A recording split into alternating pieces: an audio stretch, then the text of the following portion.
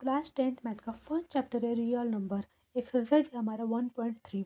Question number first है कि √5 is irrational, हमें प्रूव करना है। Let assume √5 is rational, then √5 is equal to a upon b, and a and b क्या है? को प्राइम है। a and b are co prime, तो √5 b वहाँ पे हो जाएगा एंड यहाँ पे a होगा। यहाँ पे बोथ आर, वहाँ पे क्या करना है? हमें स्क्वायर करना है।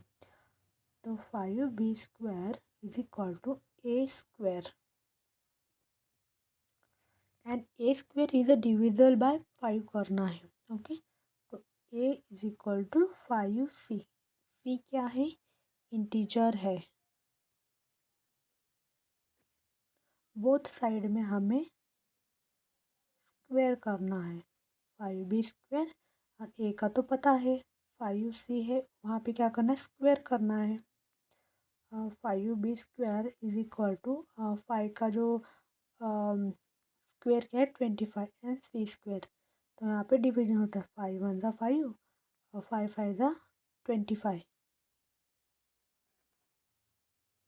तो b² is equal to 5c² and b² is divisible by 5. So by 1 and 2, a and b having common factor of 5। a and b having the common factor क्या है? 5 है। तो वहाँ पे एक कॉन्ट्रडिक्शन